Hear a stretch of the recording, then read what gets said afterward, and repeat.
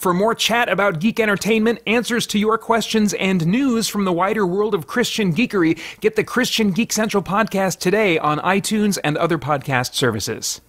Well, my editing skills are crap, but can the same thing be said about the pilot for Superman and Lois on the CW? Stick around and find out.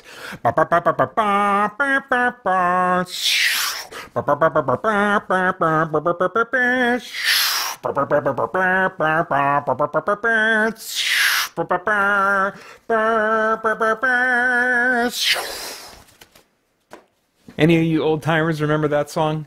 Hey, I'm Peter Franson from christiangeekcentral.com and Spirit Blade Productions, here with my uncut review of the pilot for Superman and Lois on the CW. Let's talk about what this animal is.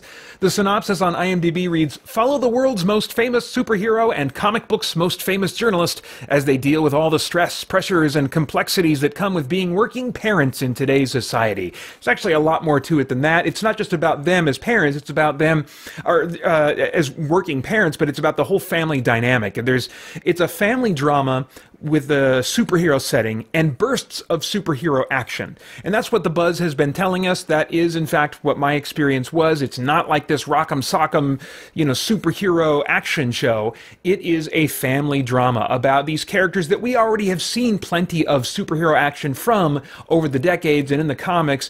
And so this show has a different focus. Now, that said, it does have these bursts of superhero action in the pilot, and I suspect that will continue. So it's not all this sleepy or heavy kind of drama type thing. There's definitely some action, lots of Superman stuff going on in this pilot. The focus, I would say, is split roughly three ways. We've got Clark and Lois, scenes with just them exploring their relationship as husband and wife and as parents. We've got Jonathan and Jordan, those are their twin teenage boys. We have scenes that just focus on them, and then we have scenes that focus on the whole family. Now, of course, there are scenes with other mixes of characters, but those were kind of like the recurring scene compositions that I would see in terms of actors. And what we have, I think, in this pilot is a relatable Superman, a Clark who really wants to do the right thing but finds it hard. I think I'm seeing in this pilot what I've wanted to see in many Superman stories that I haven't gotten, and that is a Superman who is noble and admirable, and we look up to him, but not because he's artificially perfect. I think that some people think that they want that, but then when we get that, it's like, this is fake. He's acting like a 1950s dad or something. I mean, it's really weird. A 1950s TV sitcom dad, I should say, What we really want is a person who tries to do the right thing, wants to do the right thing, knows most of the time what the right thing is, but really struggles to actually follow through and do the right thing, or who makes wrong choices but with good motives, and I think that's what we see with Clark here. This is a man who really wants to do the right thing, most of the time knows what the right thing is, but does make some mistakes, and then apologizes for those mistakes and is humble, in those kinds of moments. So these are good parents, I think, relatively speaking. Lois and Clark here. I keep wanting to say Lois and Clark because that's what I'm used to, the New Adventures of Superman show from the 90s. Anyway, but we've got these parents who make mistakes, but they clearly love their kids deeply. They clearly love each other deeply. This is not going to be, and I know this because the producers have said as much, but I think I also see this in the pilot. This is not going to be a show about, oh my gosh, will the family completely fall apart? Will Lois and Clark get divorced? Will one of them have an affair? It's not going to be that kind of stuff. Yes, we can expect that from probably every other CW show, but not this one. And I'm really grateful for that. And I'm grateful to see in this pilot that, okay, they do have writers that understand that there is drama that comes from a family that is not going to literally self-destruct. I mean, literally in the sense that, like, they fall apart, they separate from each other, and they're estranged from each other. I know they're not going to blow up. Well, I guess in a Superman show, who knows? But anyway, the Superman Clark dynamic is also written in an interesting way. We see some quick flashbacks at the beginning that show how he and Lois met and how he behaved in public and stuff like that. He was sweet and insecure, maybe channeling some of Christopher Reeve's Clark Kent, but not going full bore into that. But it also seemed like it might be part of who he is, because even though we would see Superman being confident, there was also this sweetness, almost a naivete. They take that awesome quote from the comic book A Superman for All Seasons, where early in his career, when he's first seen by a small boy, the small boy says, "Cool costume." And what's his response? He says, "Thanks, my mom made it for me." My mom made it for me. And then he flies off, you know. And that's such a sweet thing to say that grounds him in such a lovable way, in such a warm way, you know. And so they use that line here, which says to me that this Clark, when he's being that insecure and kind of like out of his element version of Clark Kent, yeah, that might be a charade, but it's also not completely a charade. Like, it's an exaggeration of qualities that are truly about him. This is a guy that in certain situations does certainly feel secure. In fact, he says as much when he's talking about helping one of their sons adjust and just feeling, you know, one of their sons is dealing with social anxiety, and he didn't have that actually that condition when he was younger, but he can relate to a number of things that his son, who has been diagnosed with social anxiety, he can relate to a number of the things that he's feeling, you know, because he knows what it is to feel like an outsider. So I can believe that insecurity is a real part of who the real Clark, the Kent Farm Clark is, even though it's exaggerated when he presents the Daily Planet Metropolis Clark Kent, you know. So I really just like I guess what I'm reading anyway at this point is nuance represented in a spectrum of different facets of who Clark is. And just like all of us, he can find himself behaving and feeling and coming across in different ways depending on the circumstances he's in, depending on the people that he's around. So I spent a lot more time talking about that than the show focused on it. It just was something that really stood out to me that I appreciated about both the writing and the performance here. There are some story logic issues for me. I can poke holes in Clark's decision to keep his identity from his boys. That's a main point of tension that is resolved in this pilot episode. You know, it is clearly in the episode, it seems to be a mistake, but it's made with good motives. But even so, I'm just like, I don't know. I guess I wanted to hear the reasoning more, but they didn't give enough time to that. So it's not that big of a deal. What I can poke big holes in is how his glasses were enough of a disguise to fool both his boys and, as we see in the flashbacks, Lois. For me, I've always wanted them to lean into a different interpretation of Clark Kent, that of the original Siegel and Schuster idea, where this guy was meant to be kind of a complete nerd that is overlooked. And the whole the whole fantasy of Superman originally was he's this meek, mild, nerdy guy that is overlooked by everybody, but he's actually this amazing person if people would get a chance to know who he is behind the glasses, you know. So it's a symbol, but I think you could still make that work if he really leans hard into more of a facade Clark Kent, who is more weird and socially awkward and all that kind of stuff. And but I don't know. It's the way they treated it. They gave such gravity to the glasses coming off in both cases when, you know, when it appears in this episode, that I wonder if they're going to do something with that. I think there was a Mark Waid story or some Superman retcon story that suggests that there was something mystical involved in why people couldn't tell the difference between Clark and Superman when it was just the glasses between them. I don't know. So I don't know if they're going to explore that more or if they're just counting on us to just accept it, you know, because it's something that's always been accepted about Superman. And I think that even if they don't lean hard into what I would like to see them do sometime in some iteration of Superman with a really, really nerdy, socially awkward Clark Kent, I think you can still take a few steps away from GQ model.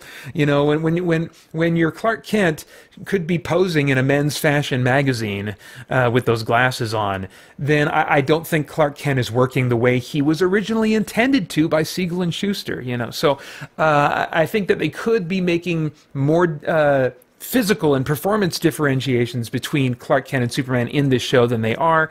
I know they're kind of committed at this point because this is a Superman and Lois that were introduced as side characters in other CW shows, you know, so they're kind of stuck with it. But anyway, and I should mention, you don't have to be aware of anything going on in the CW universe. This seems to be kind of a soft reboot that is divorced from CW continuity because they didn't have teenage sons, as far as I know, in what was going on in the rest of the CW. So they seem to be now in a pocket universe. There's no reference to anybody else in the CW verse of DC properties, and so that pleases me very, very much because I really don't like any of those shows. So the fact that this is taking a different tact in terms of its focus and its tone, and also divorcing itself seemingly from the rest of the CW universe, these are wonderful things for me. But anyway, despite the fact that I could poke holes in some of the things in the story, the family dynamics and the emotions have enough realism for me to want to find rationalizations for the other stuff. You know, as geeks, we can always poke holes at all kinds of logic and stuff like that, but a lot of times we find ourselves doing that less if it's doing for us what we really want, what really counts to us in other areas. And I think that's probably going to be the case for me with this show if it continues with the same kind of quality that this pilot has. I do lose interest some when it's just the boys. I think I'm most interested in the boys when it's all four of them, and not just the boys. But they're not leaning into the usual kind of CW teen drama. Was just like kind of overdone and stuff. I feel like the things these boys are feeling and relating to, it's not operatic and not overly dramatic, you know. It feels fairly grounded, and so I do appreciate that. And there's no signs of them getting sexy yet. There is a kiss between one of the boys and a girl, and I do think that moment comes way too soon. And I'm like, as it's happening, I'm like, what? Why is this happening now? You know. But despite the fact that it wasn't kind of, I think, earned as they moved into that moment, it didn't get sexy. People weren't rubbing and touching, and clothing wasn't coming off, or and the costuming is not like really tight and sexy and overly stylish and stuff, so it looks like in the sexiness realm, this is also going to be different from other CW shows, and so I hope, based on the pilot, that's my impression, and I hope that'll continue to be the case. And maybe they're hoping that this will actually be a family drama that actually families could sit down and watch. I don't know, but that would be great if they went that route instead of the usual CW sexiness. I am bummed that Clark's parents are out of the picture, and apparently will be for the whole run of the series, because there is untapped potential to use Jonathan and Martha Kent as supportive mentors and as sources of tension for Clark and Lois. Lois's dad is definitely part of the story, and I can see how they're going to bring some family tension in that way. But I think if you have both sets of grandparents in play, there's just wonderful things that could be brought into this whole series. I still have to tip my hat for them to be tapping into family drama of any kind in a way that I've never known a CW show to really lean into.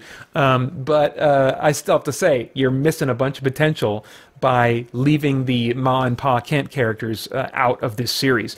On the whole, though, I am surprised at how much I connected with and enjoyed this pilot. It had a great focus on relatable marriage and family dynamics that brought drama without making Clark or Lois look like bad people. I mean, all these characters, these are relatable people. They have admirable qualities in many respects, and yet we are still entering into the struggle with them. There's still struggle that comes with people that have good moral character in a lot of respects. And so, yeah, I really like what I'm seeing in the writing and the story so far.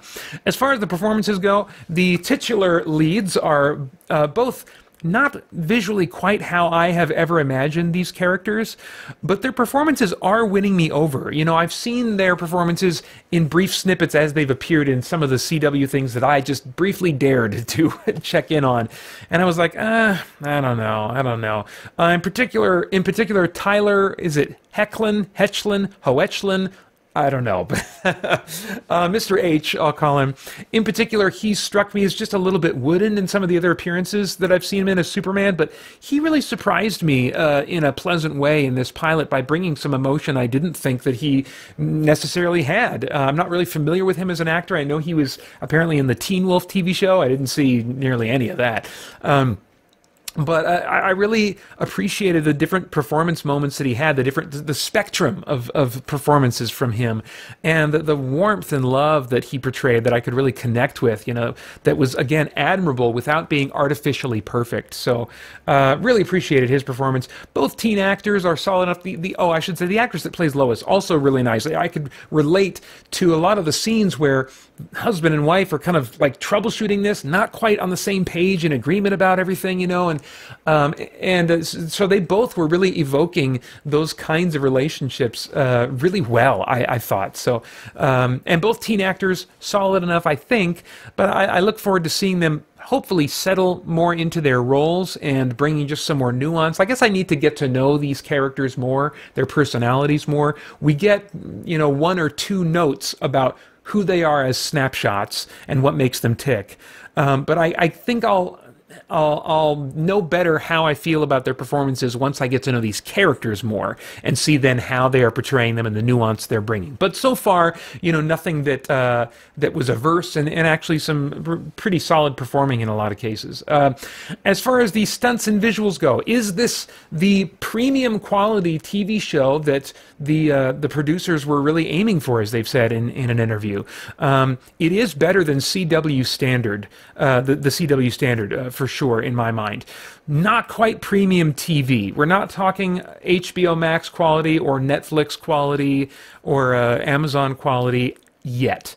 I can tell they're really going for it, though, in both the area of visual effects and in the cinematic style, and just in the editing, the time that they are giving to certain kinds of moments and stuff. They're really going for something here, and I really appreciate that, and I can see what they're doing and when they're doing it. But I still hope that it will improve and become more of a premium experience going forward. The effects, while better than CW's standard, are, they're not premium. They're not so bad that they're going to keep me from watching unless they significantly decrease in quality. So hopefully it's not a case of like, we're blowing it all on the pilot, and then we're going to, admit that we don't have the budget to keep that going in future episodes. So hopefully that won't be the case. I think even if there is a little bit of a dip, unless it's really glaring, it's not something that's going to keep me from watching the show, especially since the show doesn't lean on its visual effects as a major selling point. But, I think Superman deserves the premium treatment. So I just want to say onward and upward to, those involved in the production and those who are providing the pocketbooks for this one. Okay, so is there anything of moral, spiritual, or what do I usually say? Moral, philosophical, or spiritual significance going on in the themes of this thing that might trigger some worthwhile thought or conversation?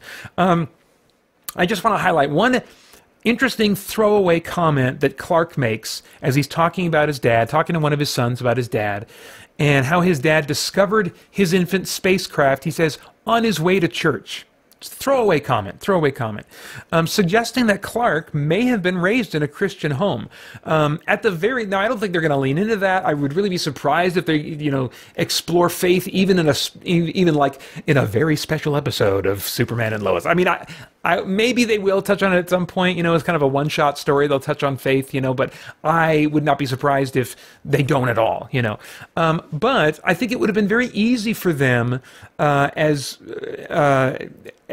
trends kind of lean away from traditional moral values and trends lean towards secularism more and more in entertainment and just in American culture in general. Would have been very easy for them to say, oh, we don't need to mention, you can be a good person without being in, going to church. That doesn't need to be a part of their background. It doesn't have to be a part of Martha and Jonathan Kent's background.